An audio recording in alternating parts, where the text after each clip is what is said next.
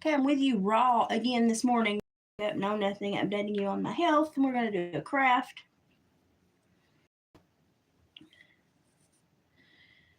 So it is what it is. I noticed that YouTube took down my live from last night, so you can't tell the truth about what's actually happening in your neck of the woods. Isn't that nice? But you play like fake bail bondsmen all day long and post it on the internet, but you can't tell the truth about what's happening at your side of the fence, you know? YouTube. It's a shame. It's a shame when a woman is attacked in her own home that she can't tell you what she did to make herself safe until the police arrive. But you allow little boys to run around and act like bail bondsmen. Sure, YouTube.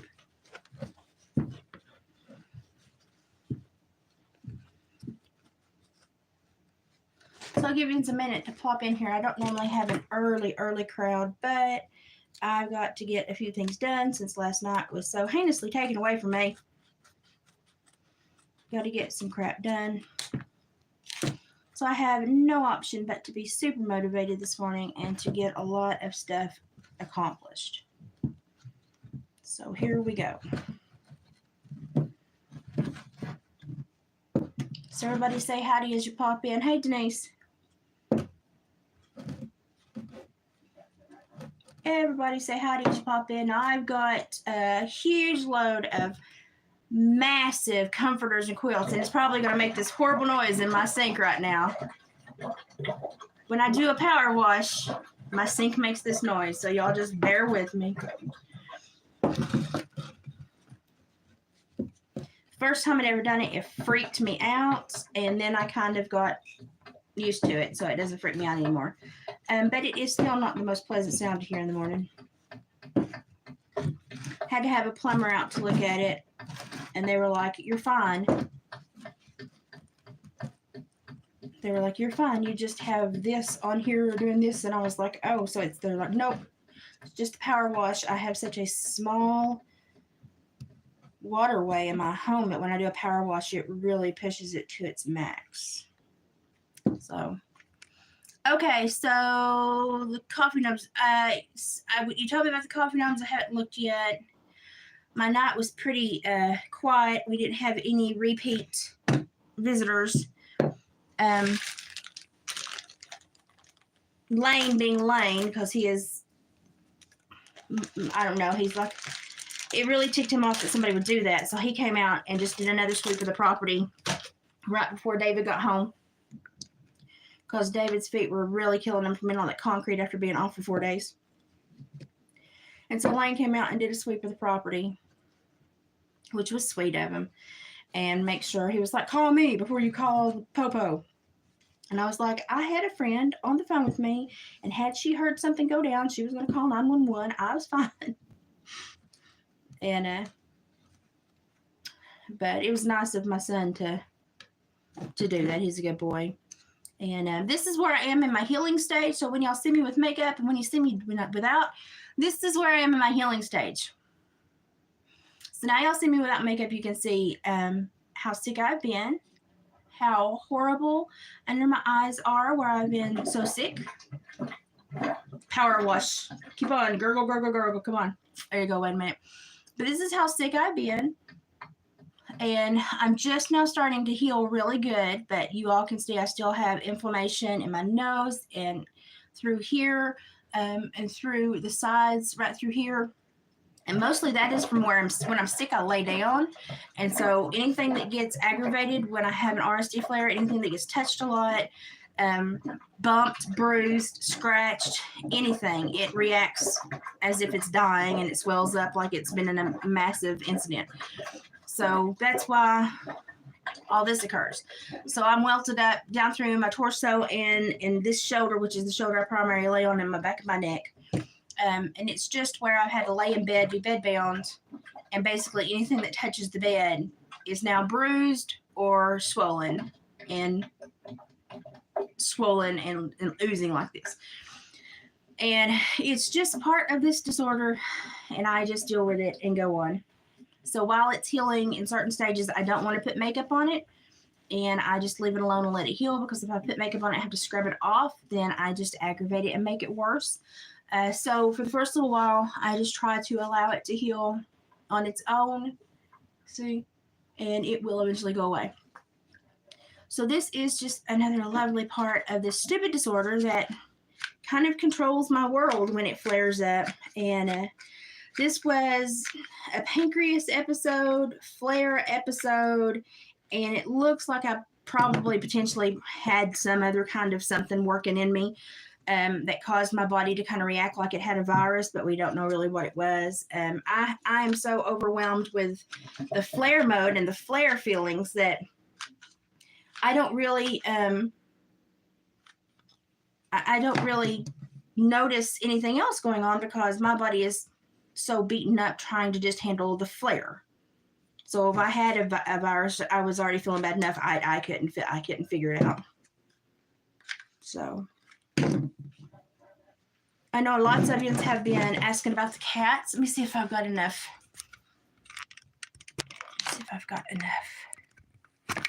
Okay, let's see if we can do this. Let's see if I can turn this around. How do I turn this around? I don't. What? Here you go. Look at my crafty mess on my table.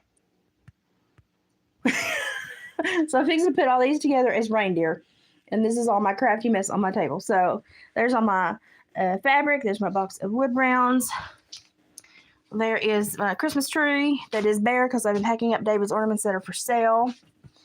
And we can go out here for a second and check on the kitties. Everybody's been wondering about the kitties. Kitties. Oh, there's my pretty babies. Oscar, you stay. How's my pretty babies? You want some breakfast? So this has turned into our morning routine. My goodness, it's windy. Here the babies. Come on, the babies. Here the babies. Come on, the babies. Come on. Tabby Tub Tub. Come here. Tabby Tub Tub. Come on, babies. Where's Lux? Mr. McGibbons. Come on. Where's Lux? Where's your brother? Kitty, kitty, kitty. Kitty, kitty, come on. You're not going to let me pet you this morning? You need more food? You need more bribes? The wind. Oh my goodness, the wind has actually just about killed my porch. Every flag I have is on the ground. Come on, babies. Come on, babies. Come on, babies. Come on, babies. Come on, babies. Tabby, let me pet her. Won't you, Tab Tab? Tabby's precious. Yeah, it's crazy windy here, too. I wanted to get him fed because my porch has already been relocated like 4 times. Hi, Lux. Come on, babies. Come and eat. Come on. Come on, Lux. And they're a little gun-shy for what all happened here last night, too, so I wanted to check on them. There's Luxie. Come on. Come on, to babies. Come on, to babies. Come on, to babies. Come on, to babies. Oh, little man came to eat breakfast. Good boy, little man. Come on, to babies. Come on, to babies. Lux. Lux. Get it. Come on, Lux. They're acting terrified. Are we back to this after one scary night?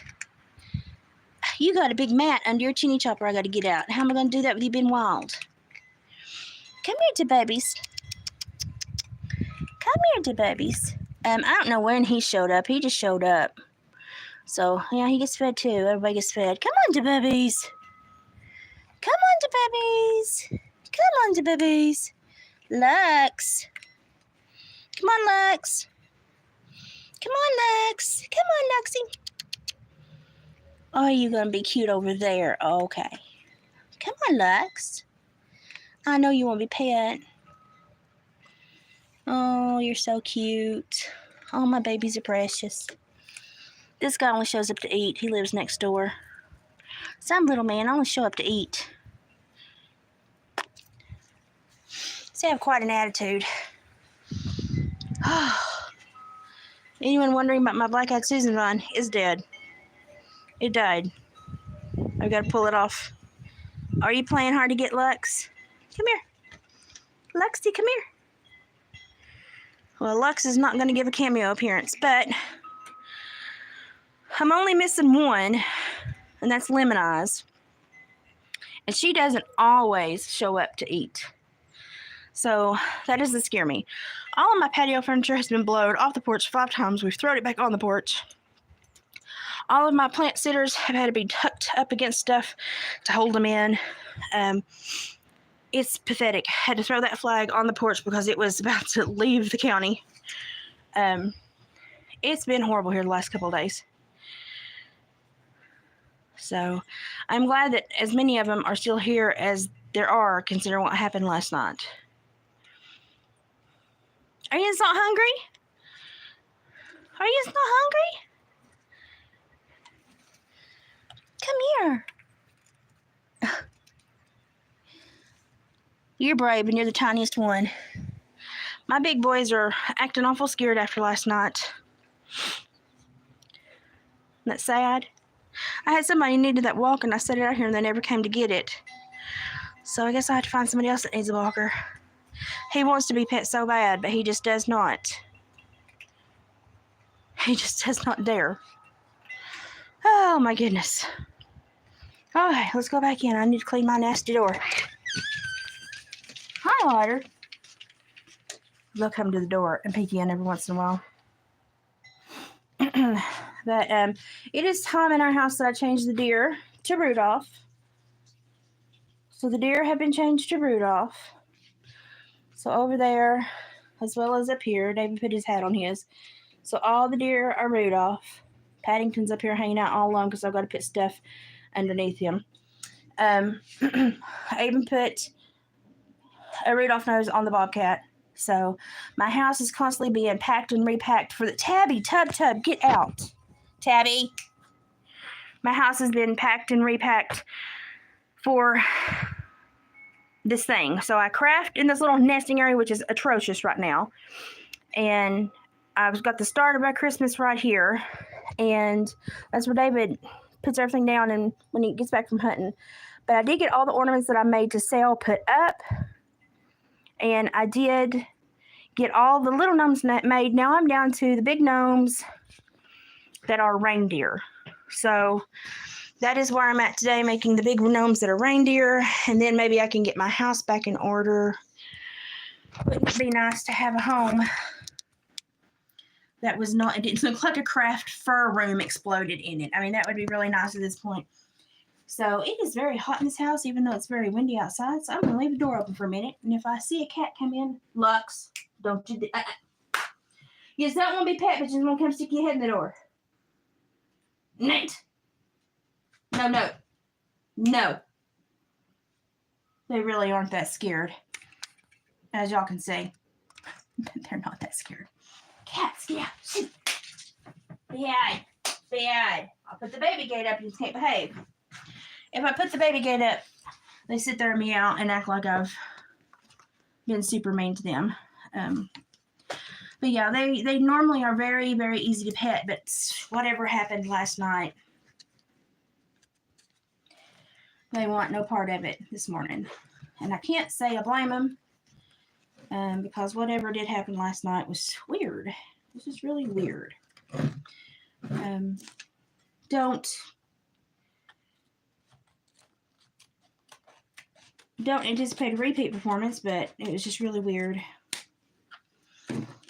David told me I should have shot in the direction in the draw where they were running, but I'm just one of those very careful gun owners that I know how many feet per second my bullet travels, and I'm not going to shoot where I cannot identify my target.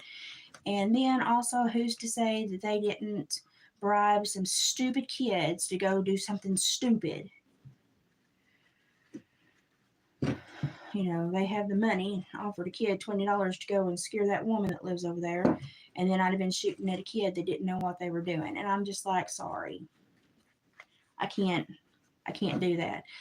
He was just concerned that they were brazen enough to get on top of the house and to throw things at the house. So these are not things that should normally happen at your home, by the way. Are you shopping? That sounds like fun. I don't like to shop anymore since my legs are so bad. I like to online shop.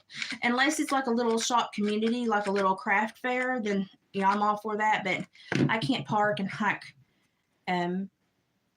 parking lots, and I can't do that anymore. That's not anything I can do. It wears me out. And so I like to online shop unless I'm going to craft fairs where people are kind of in little clusters according to their crafts.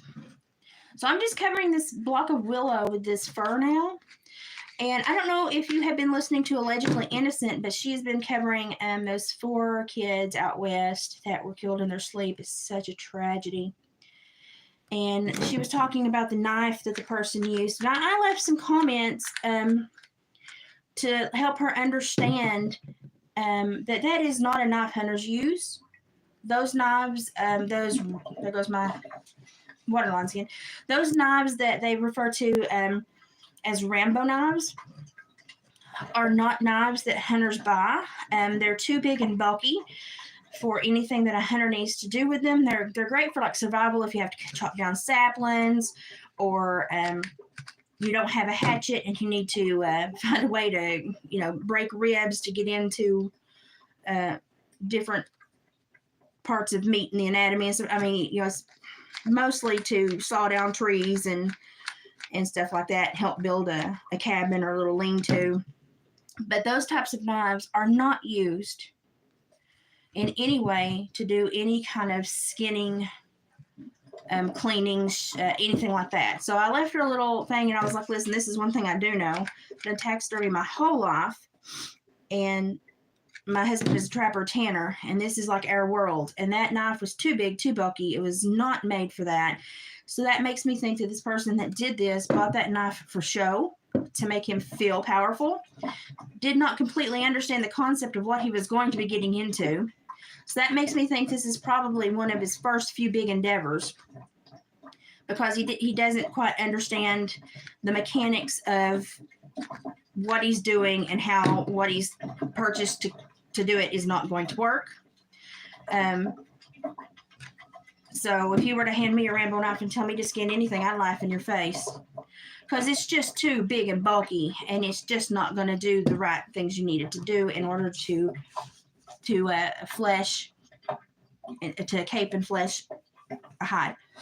It's also going to be very big and very difficult, unless it's got a gut zipper on the end, to get in and just open up the guts to field dress it. And if you use a knife that big, 9 times out of 10, you puncture the contents of the stomach or the bladder, and then you've ruined your meat. You have to wash your meat for gosh how long. So it was just not the right tool, and that leads me to believe that he's fairly new at this and going for the look, fear motivator, as opposed to the I know this works, which tells me he's new to this. And he's doing it all for show. So that was kind of my feedback off of that. So if you have time, go and give Allegedly Innocent a listen. She's a clinical psychologist, and she does a lot of great thinking in regard to some of these horrid things we're seeing happen in our world. And really sweet woman, great mind, and she's very, very open about her thought process. All music was right. It's not a. They ended up having to do an MRI on me, because they did all the other, they did the spinal tap and the blood work and spinal tap and everything else, and nothing would come back right. And then they finally did the MRI looking for spots in the brain, nothing. And so that's how they determined I do not have MS. And that's what finally got them on the right path of seeking a different doctor that finally caught the RSD, because they were happy to say, oh, you don't have MS? You be happy, go live your life. Well, I can't live my life if I can't function, and I still couldn't function, so I still had no answers. And but that did put me in the right direction to a joint specialist with a sports medicine therapist, oddly enough. That was the one that caught my issue. And that is how they found out that I had RSD. And that's how I first got any help and any inclination of what was to come in my future. And I still tell that man thank you to this day, because it changed my world. At least I knew then what I was battling, and it changed my world. So it was not, I mean, it wasn't anything I wanted to have to deal with, but at least I knew then what I was dealing with. And that changed everything a lot. I'm getting out my felt because I'm going to felt this little guy's ears. I've got his eyeballs on. They kept sending me for lupus and MS testing, and it just kept coming back. No. And they would get really frustrated at me, and I'm like, don't know why you're mad at me. I'm just the sick one. Y'all are supposed to be able to find this out. But they would get really frustrated with me because I was so difficult to diagnose. And I thought that was really, it was strange to see grown doctors get mad because they were having a hard time diagnosing someone. I was just like, really? This is what y'all do? You take it out on your patient? And it did. It took them 6.5 years to diagnose me. So they had all but cast me to the side and did not know what was wrong, but they knew something was going on when they go through MRIs and see that my muscles were frozen, rigid, solid. And there's no way that I could have maintained that and lied about that. They'd be like, there's actually something really wrong with her.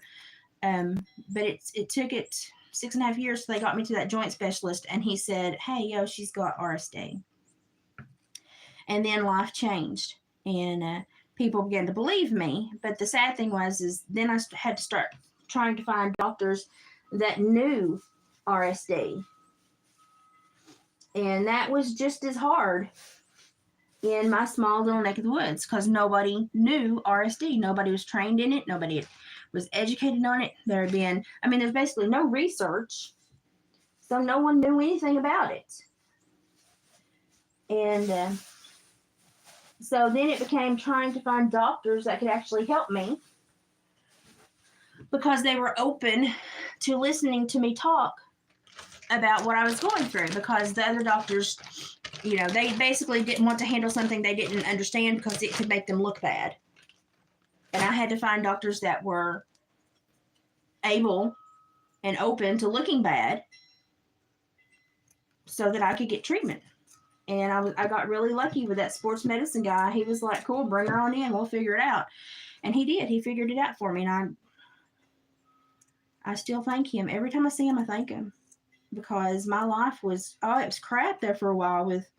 They couldn't figure out what was wrong with me. And if they can't figure out what's wrong with you, they want to say you're faking. But with the MRI results I had, they knew I wasn't faking, but they still wanted to kind of lean that way and kind of dog me a little bit about it. And, ignorance in the medical world is a lot like bullying when you meet doctors that, don't want to believe you. It's a lot like bullying. And I was over that in the first 5 minutes. But that's what it was like. It was very much like that.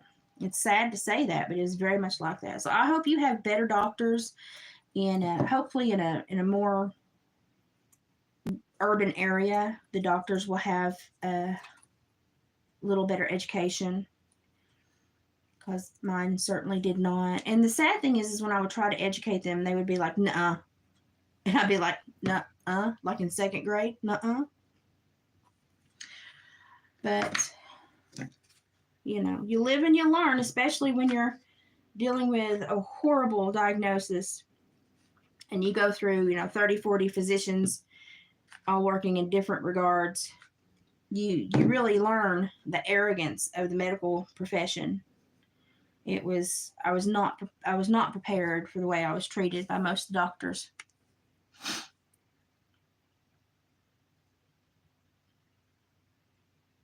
Yeah, I have a lot of neck issues like that too. Yeah. I have a lot of swelling in my neck, and I have a lot of pressure. And when it swells, it makes my eyes hurt. And that was one of the biggest things that I was going through with this last swelling phase, is it seemed to be loculated up in the shoulder and in the back of my head and my face. And that's painful pressure because it's pressure on things that aren't used to having pressure on them. And so it really, really, really hurts. And it's really hard to get somebody to understand that. And to be quite honest, doctors don't want to understand. If they can't make a buck off of you or make a name off of you, they just want to treat you and let you go away. The only people that they really help are people that they think they're going to get notoriety from. And since nobody could figure me out, they just wanted me to disappear as quickly as possible. I mean, they just wanted me gone. And it was a very bad experience. I did not enjoy it. I felt like a guinea pig. I felt like they either thought I was lying to them or I was a guinea pig. One doctor did take me into surgery because I told them that my abdomen had hurt, and they were like, "Well, you have RSD. Of course, your abdomen's going to hurt." I said, "No, I'm sick. I would turn green and just go vomit on a moment's notice." And I said, "Something's wrong." I said, "I have a lot of pain in my abdomen," and they would punch around, and where I was so swollen inside, and I would get so swollen that my organs would actually move. They would be punching where something should be, but nothing was there because of the swelling. It had moved. And so they'd be like, "Well, you're not even responding." And I was like, "It hurts. It hurts over here, though." "Oh, there's nothing over there." Well, actually, there was. It was where I was so swollen and my organs were moving internally. So one lovely ER doctor called my gynecologist. It was like, "We know she needs a hysterectomy, but have you noticed anything else going on?" And he said, "She's tender all around." He said, "I'm just going to have to open her up and take a look." Well, they talked him into upping the surgery, doing it faster.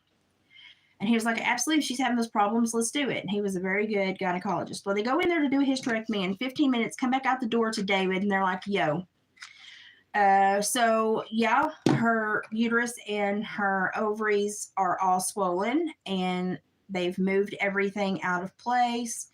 And over on this side, it has smashed her appendix up against the ovary, which has saved her life because the ovary actually has ruptured.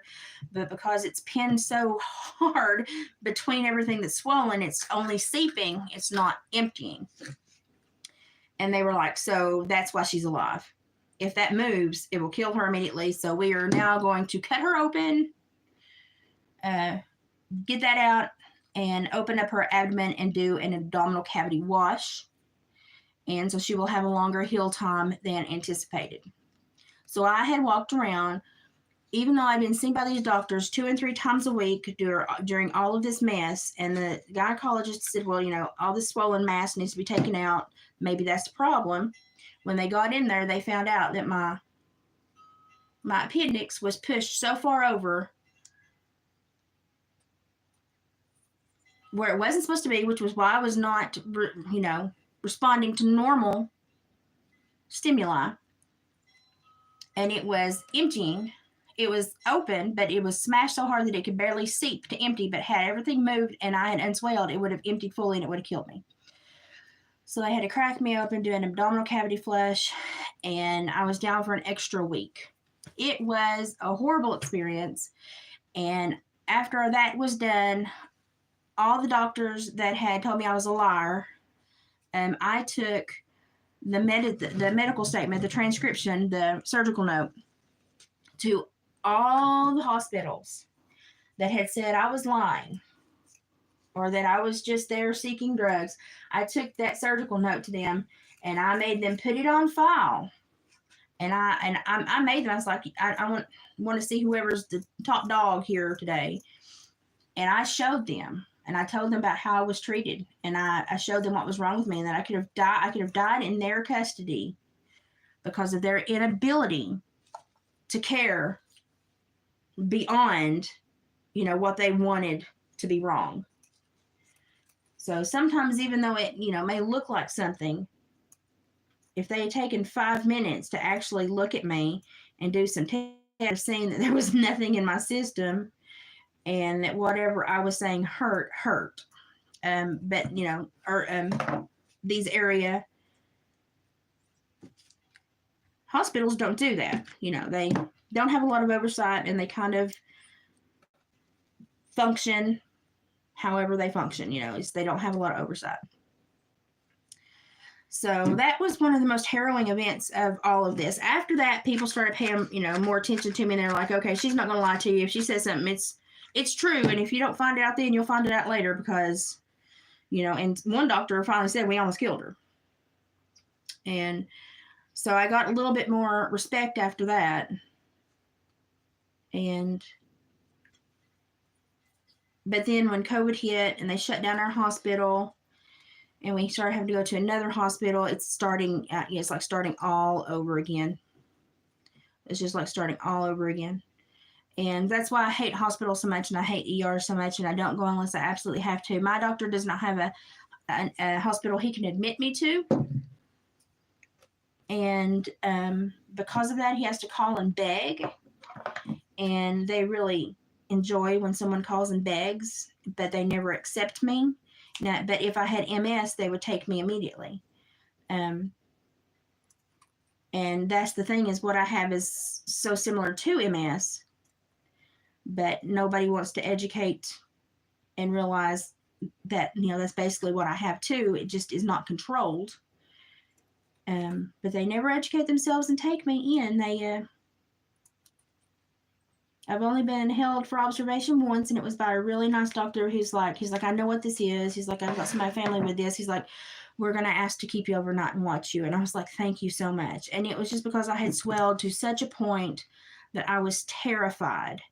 And my arms were so big, and my shoulders and neck had swelled. And it was such a scary feeling to have so much swelling and fluid near your heart, near your airways. And that's why I had chosen to go on into the ER that night. And thankfully that man was like, yeah, well, I know this. I have a family member with this, and we're going to hang on to you because I know how bad the swelling can get, and we don't want this to worsen. I was so thankful for him. And I mean, the whole time I was there, I was like, thank you so much. Thank you so much. And he was like, no, it's okay. I understand. So, but you don't get that everywhere, sadly. You don't get that everywhere. You get a lot of people that don't believe you.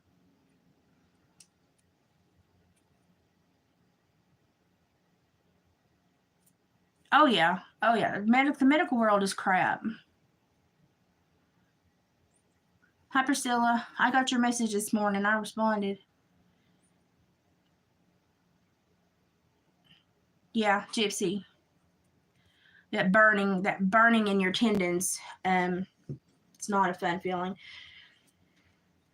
Okay, I got this little guy done. So he's very cute. He's got a little tail. He's very cute. He's a beaver hide. Gotta price him. So I'm gonna try to get these done. And then when I get these done and the big ones done, then I get to clean this mess up. I want to clean this mess up so bad. Then I get to clean this mess up and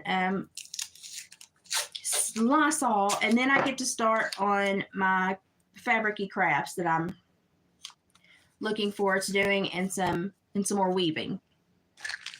Because y'all, I'm so tired of my living room and kitchen looking like a fur explosion. I mean, it's just...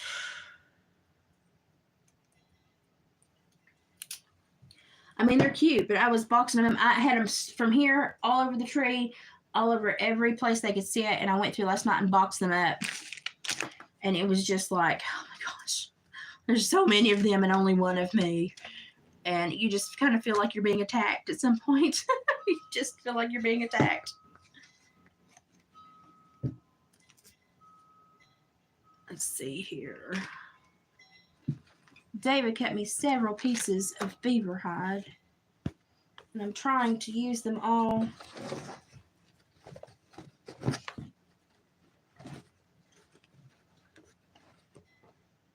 So I can use the least on each one possible. That is the goal. I think David's home.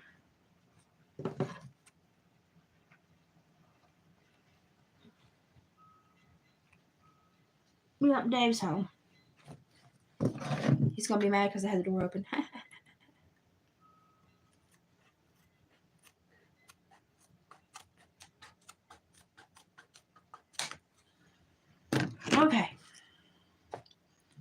So now we're going to cover this one. He's kind of heavy, but we're going to cover this one. He's got a little spot on his fur I don't like, so I've cut enough fur to cover that up. So I don't particularly like that.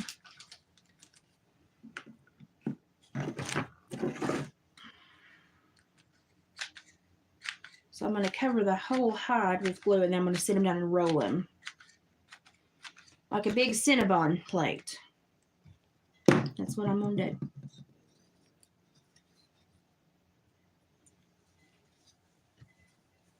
It's going to look like a big Cinnabon. There we go.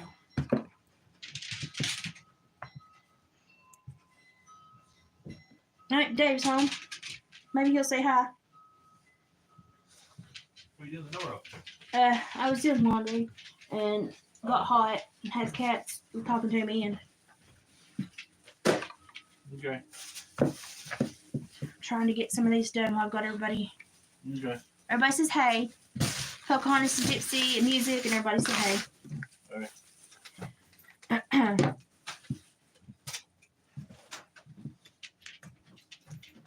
Trying to make sure this sticks real good to this. Yep. I've already got one done. Yep. And he looks really cute. He looks like he's got a Justin Bieber hair there, but he's really cute. Yep. This one's gonna have a cone head, but I can't help it. It's gonna have a cone head. They all have different shaped heads depending on the log I put them on and the way that the hair affixes to it. They all have different shaped heads. I need to tell Shelly that you were there and she wasn't, and that we'll get it next time you're out. The post office lady made me an ear warmer so I can wear it all winter. If y'all remember last winter, I wore ear warmers in the house all winter when it snowed. She made me a Christmas colored one so I could wear it for Christmas when it gets cold. Which is looking like it's going to be 60s plumb on through Christmas right now. I'd say we'll have a cold snap. We had snow last year, didn't we? Snow year before? We had snow one of the last 2 years. I can't remember which one. The year before, it was the year Moses died. We had snow because Lane came out and and then he came out to visit playing on the snow and pawned it off as, well, I had to come check on you, Mom. That is my child.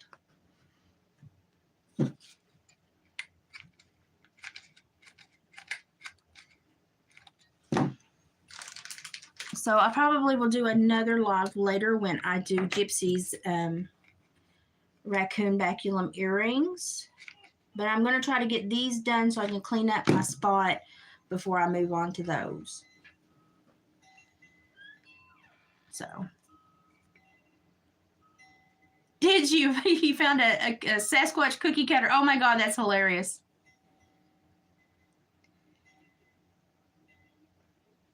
Music, yeah. I wonder if we could actually take account of how many good people there are left and how many bad people there are.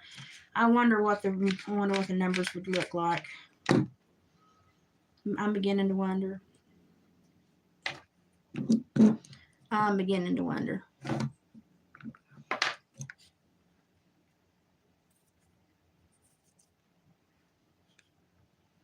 It's just the things that people say are normal now. You know, and then they get mad at people for having a moral code or acting on their own moral code. Like Tim Pool letting Adam go. Well, he didn't even let Adam go. He just, said, Adam, this may not be the place for you if your behavior is going to be like that. But he still paid the boy. I wouldn't pay the boy. But then they're like, well, he yelled at his sister and his sister's daughter once. He has no moral code. Okay, number one, you need way more context than that. Number two, Adam Krigler's talking about all this crap that went down at Adam's, but it wasn't enough to make him move.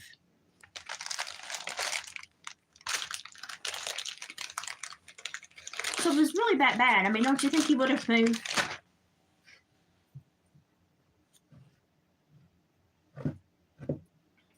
I mean, if it was that bad, I would move.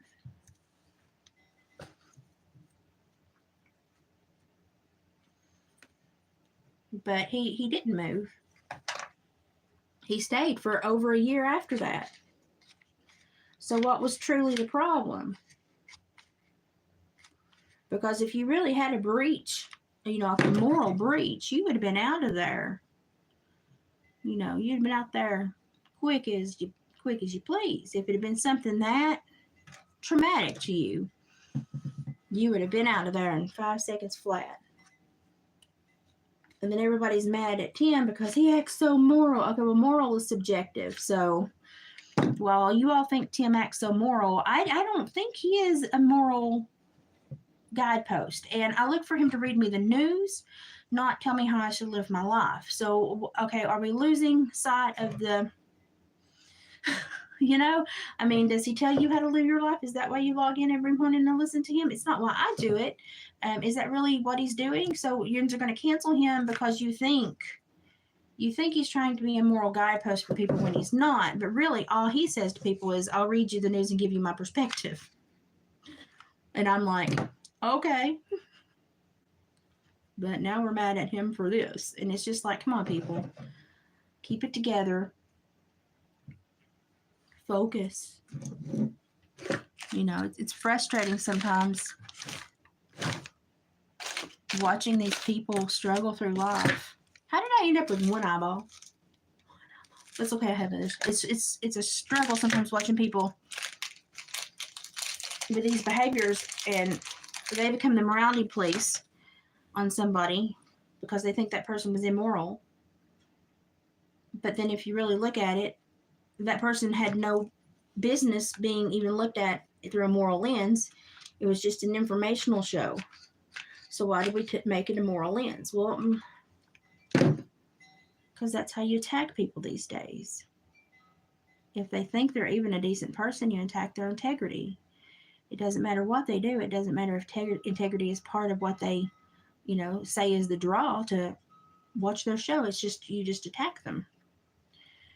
And I'm like, I listen to him to tell me the news and his perspective of the news. And to be quite honest, I don't care what he's doing when he's not telling me about the news. Now, if he was, you know, out doing, you know, deplorable, horrible things, that would be different. But pretty sure he's not. Do I agree with the way he lives his entire life? No. Is that any of my business? No.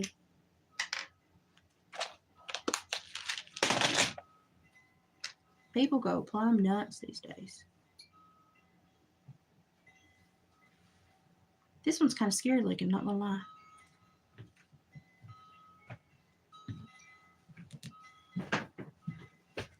This looks like one of those story animals that would have been one of Great Grandma's stories that come out of the woods and nab you.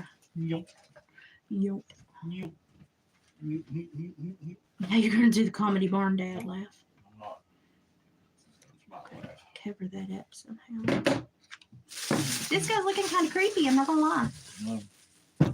Who's fixing it? I know.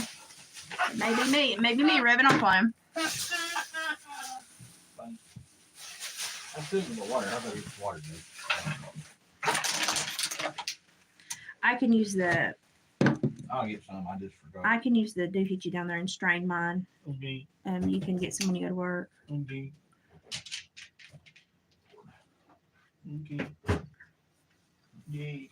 After I get this guy done, guys, I'm going to pause and eat some lunch and probably try to hammer out the other few. And then if I come back later, I'm going to come back and try to be doing jewelry. So I get Gypsy's earrings done. Yep. And I'm going to try to move it right along today and get a whole bunch of stuff done as long as my body will hang with me. I got to work the shop all day. It's Friday. Oh, do you? Yeah, I'm off from the workshop on Friday. I mean, I don't get So- everything loaded up, but I'm going to put his ears on, but does he not look like a booger? looks like Chewbacca. He does look. He looks like Chewbacca Chewy. I'm not cutting up no more beaver pelts. Mwah. He just told me, he said, I'm not cutting up any more beaver pelts. I think he's plumb cute. Maybe. I think he's adorable. He looks like he's packing something away, don't he? I'm gonna try those. That one's gonna be 25. I don't know about this one. He's got some weird shapes to him. Once I get him together, we'll see what it looks like. Oh yeah, I can't do that. Get in trouble. Well, I don't want it to punch through my seat covers. Excuse me. Excuse you. I'll get the eyes on this guy, or the ears on this guy, and then I'll let you go, but.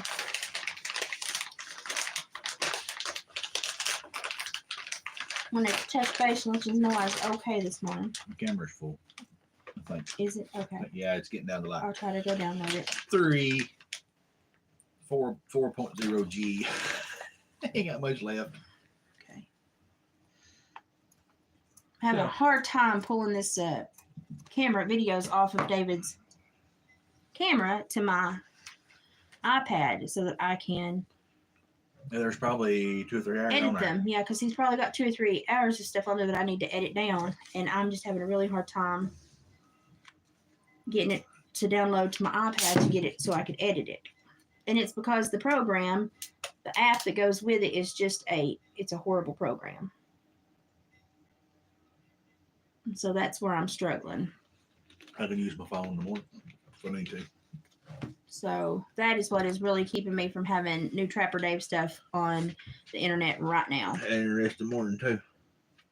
Huh? So I had an interesting morning too. Oh, what was your interesting morning? That thing stuck in the cupboard. Oh, There's yeah. like a 10-minute video on there. He had a big beaver stuck in a culvert this morning, had to get it out. So he had an interesting morning, he said. So maybe we'll get to see that. Maybe. I may show you that first. That'd be fun. Need to put them on our other day. I know. I know, I need to put them day by day, but when you run across a fun one like that, you just kind of have to share. No. No, he says no. Oh my goodness. Okay, I need to put the inserts of his ears in there, but so far, look at him. Pretty cool. Now, some people like these little black-eyed ones, and some people like the ones that have the googly eyes. I've actually received a lot more feedback on the black-eyed ones than I thought I'd get. So people apparently really do like these little black-eyed guys. And Like an anchor. it's strange. I think it's strange, but hey, whatever. To each their own. So I'm going to make some, mostly because the kits come with them, come with the black eyes. So I'm going to make some. But I prefer the googly-eyed ones myself. Now, they do also make colored eyes where you can get orange, red, blue, green, and even cat eyes. Well, But I think for what I do, I'm just going to use these teddy bear eyes and not try to scare anybody's child into a complex. That's not what I want to do. So I think I'll just stick with the normal stuff and not try to terrify anybody's children. It's not what I want to happen. But all of these other ones sold so quick here at home that I've had to make more. And I'm not even putting them on Facebook, because if I put them on Facebook, people show up to buy them. So these are going to be just made, put in a box, and taken Saturday.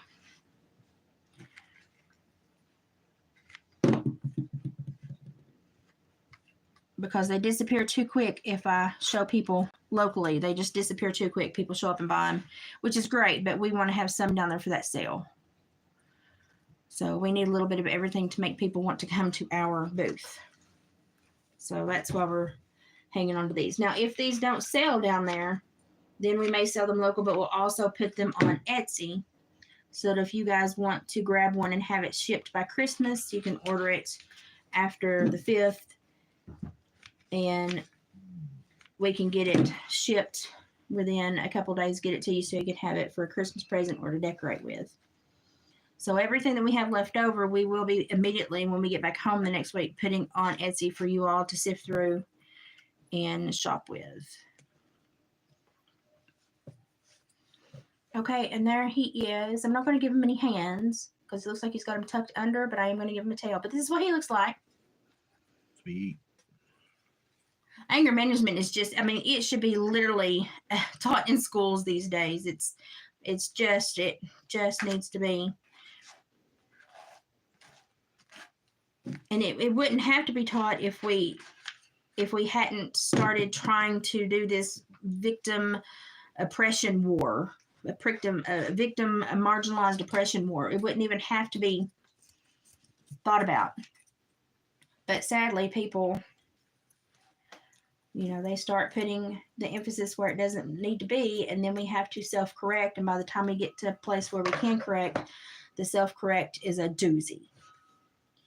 And I think that's where America is right now. We have to self-correct, and it's a doozy. And I'm hoping maybe if the GOP does do what's right, and they ask for a lot of answers regarding money and behavior and inappropriate name dropping for personal gain within a specific family. I'm hoping maybe we figure out what has been going on, but I'm not going to hold my breath because, like I've said to y'all before, by the time a politician gets up to that level of power, they're all crooked as a dog's hind leg, and I just don't have much use for any of them. So I don't trust them to make a right decision now. They were in the mix and saw this whole thing occurring. They should have made the right decision then, and none of them did. So my trust in them is non-existent. So, but we'll see. We'll see if they pick up a better way of being.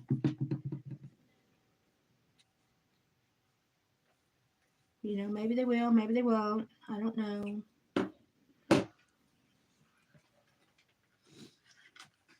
Okay, there's his little tail. It's got a pretty cute tail. He's very, he's very cute. He's got one little knot right there that will not glue down because it's right on a knot. But, oh well, it is what it is. I just don't want a kid to find it and work on it and pull them apart. So I'm trying to press that down one more time. But he's very cute. I'm going to do one more brown one, and then I'm going to do a little Cody with a tail and do some cute little fun stuff. I think I'm going to try to make a Max dog with the one antler across his forehead.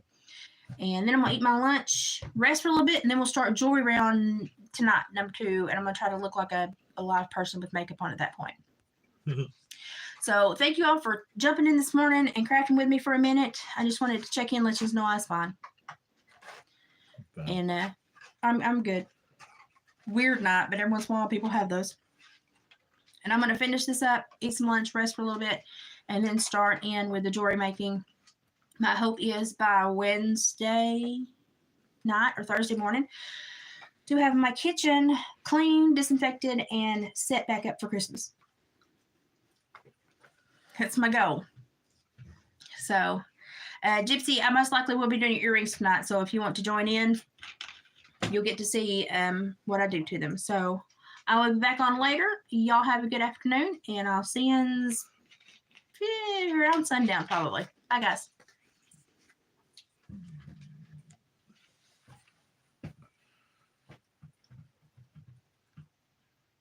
There we go. He's cute. You sure ain't gonna cut that Connie?